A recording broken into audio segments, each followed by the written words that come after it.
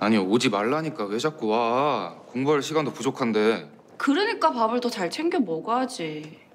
자, 이게 내가 헤어지자. 뭐? 끝내자고. 뭐야? 갑자기 왜 그래? 네가 싫어.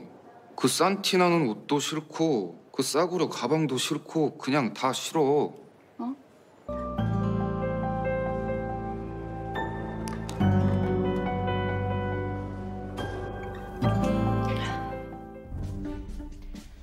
네, 지금 보신 이 영상, 자신을 위해 헌신한 여자친구를 매몰차게 차버리는 나쁜 남자의 모습이죠. 그런데 이런 상황이 정말 드라마 속에만 있는 걸까요? 자, 공무원 학원에서 만나 2년간 함께 공부했지만 나란히 불합격의 고배를 마신 김 씨 커플. 선택의 기로에서 김 씨는 취직을, 남자친구는 공부를 선택했습니다. 안정적인 직장에 취직한 김 씨, 어려운 형편에도 공부에 매진하는 남자친구를 물심양면 도왔는데요. 학원비는 물론 생활비까지 보태며 뒷바라지를 했고 5년 만에 남자친구는 공무원 시험에 합격하게 됩니다. 이제 결혼만 남았다 이렇게 생각한 김 씨. 그런데 막장 드라마 같은 일이 벌어지고 맙니다. 남자친구가 돌연 이별을 통보한 건데요. 김 씨는 이렇게 헤어질 수밖에 없다면 지난 3년간 들어간 뒷바라지 비용이라도 돌려받아야겠다고 결심했습니다. 과연 김 씨는 남자친구에게 준 돈과 선물을 돌려받을 수 있을까요? 자, 오늘 소개된 사연은 한 언론에 나온 사례를 저희가 조금 각색한 내용입니다. 자, 김하은 아나운서, 우리는 말이죠. 저런 상대를 만나지 말았으면 하네요. 네. 저도 저런 상대를 만나지 않도록 해야 된다고 생각하는데 근데 사람이 어떤 일이 일어날지 모르니까 참 걱정이에요. 그래서 지금 이 아이템을 다루고 있는 겁니다. 만나지 말라고. 자, 이 김하은 아나운서 일단 이 두 사람 공무원 학원에서 만난 거죠. 네, 맞습니다. 이 두 사람 모두 대학을 졸업한 후에 공무원 시험을 준비했는데요. 함께 공부를 하던 중에 교제하는 관계로 발전을 했습니다. 그런데 아무래도 연애를 하느라 공부에 집중을 잘 못한 건지 두 사람 모두 2년 연속 낙방의 고배를 마셨고 김 씨는 시험 대신 이제 취직을 하겠다 이렇게 선택을 했습니다. 함께 취업 준비를 하자고 남자친구한테 제안을 해보기도 했는데 남자친구는 나 이제부터 독하게 마음먹고 공부를 할 거야 이렇게 의지를 불태웠다고 합니다. 또 이후 남자친구는 2년 동안 3차에서 탈락하는 등 아쉬운 불합격을 반복했고 그 끝에 결국 5급 행정공무원 시험에 합격을 했는데요. 그런데 이 합격이 오히려 불행의 씨앗이 됐습니다. 김 씨에게는 5년의 세월도 또 그동안 뒷바라지를 했던 모든 비용도 한순간에 사라지게 된 건데요. 김 씨가 남자친구에게 최소한의 손해배상이라도 받을 수 있을까요? 자, 사연을 조금 더 풀어보겠습니다. 5급 행정공무원 시험.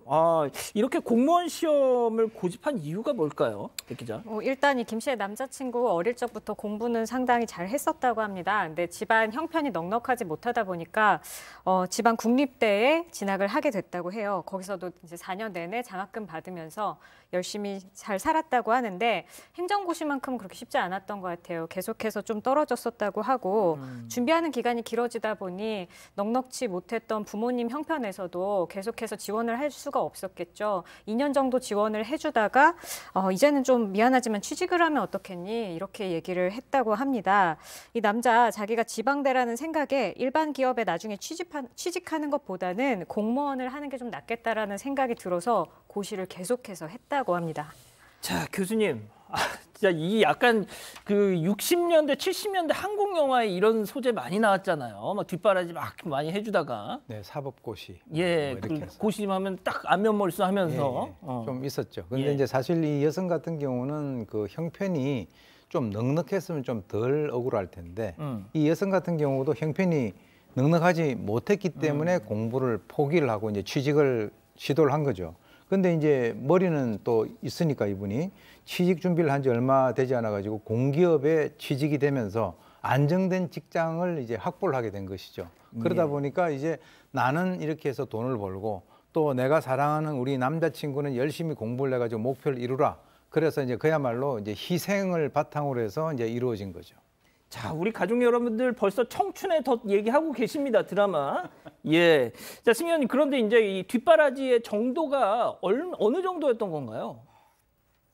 제가 이 내용을 보면서 울컥했던 것 중에 하나가 이 여성이 이 남성에게 자기의 인생 전체를 걸었는 것 같아요.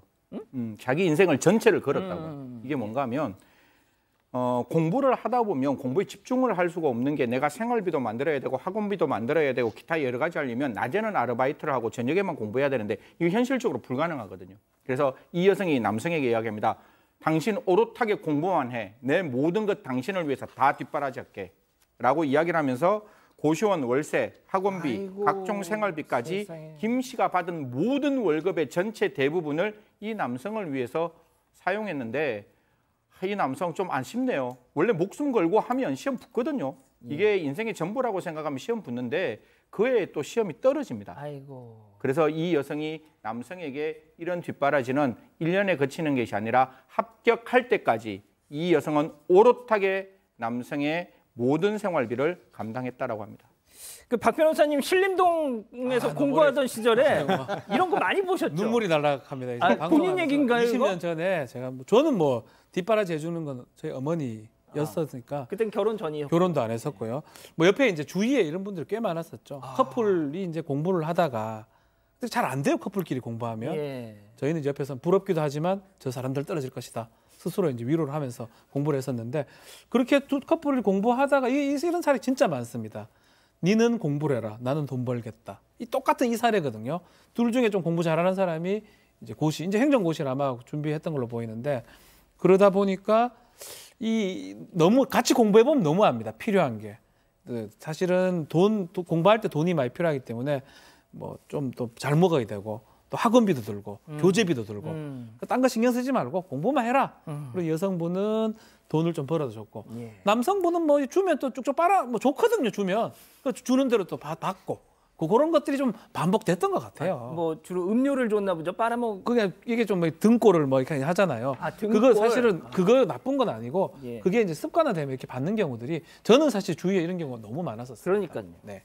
자, 그런데 정말 결국에 합격을 했어요. 네, 공부한 지 5년 만에 합격은 했다고 합니다. 5급 행정공무원이 됐습니다. 합격 선물로 여자친구가 선물을 안 줬을 리가 없는데요. 그렇죠. 꽤 고가의 시계를 줬다고 합니다. 시계에다가 이런 메시지를 담았다고 해요. 앞으로 보낼 시간, 모든 시간 행복에 함께하길, 그 모든 시간 나와 함께하자.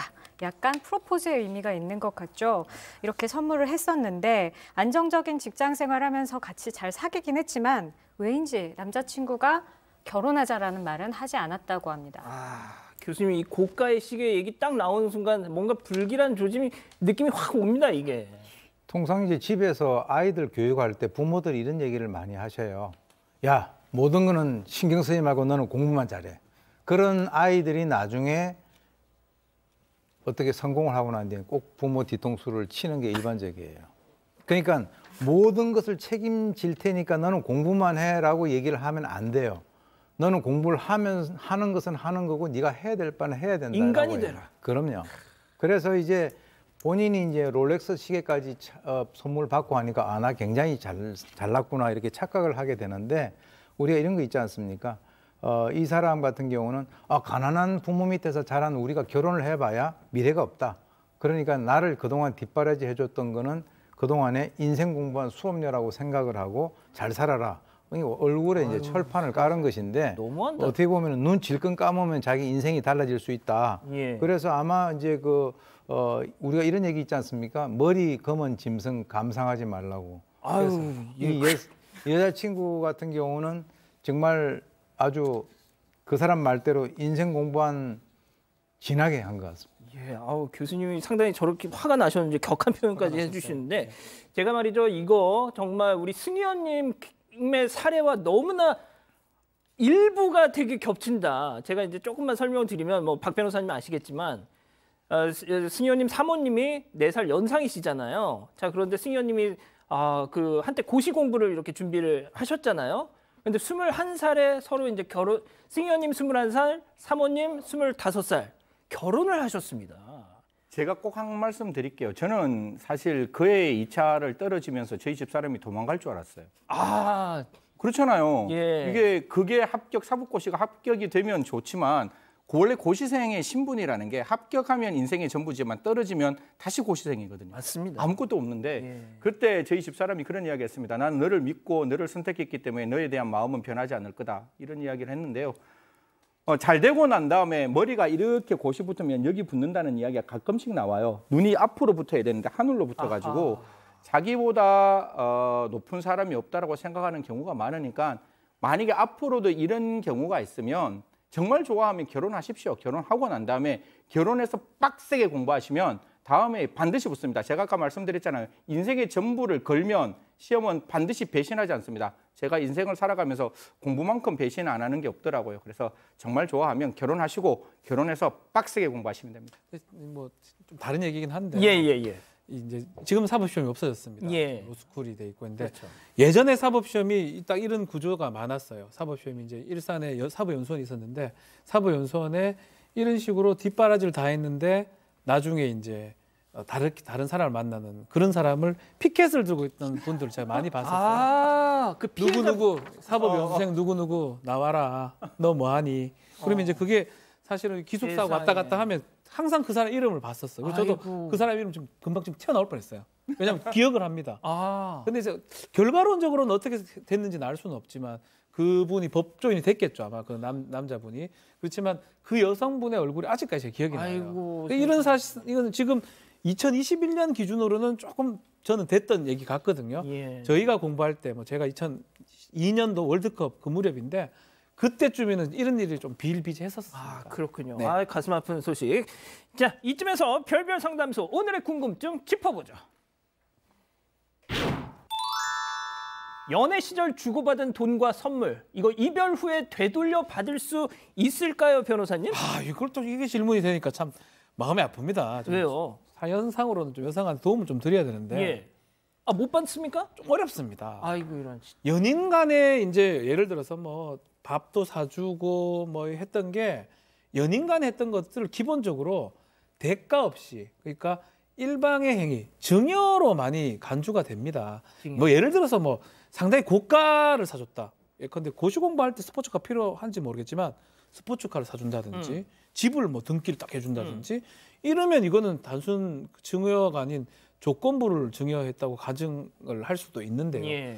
이거는 지금 연인 간에 뭐 어쨌든 간에 공부할 때 좀 도움을 주려고 뭐 사주고 이런 거기 때문에 증여로 본다 그러면 이거를 다시 반환 청구하기는 좀 쉽지는 않다라는 생각이 듭니다. 승현님, 그러면 그 롤렉땡 그 시계 그거는 받아야죠.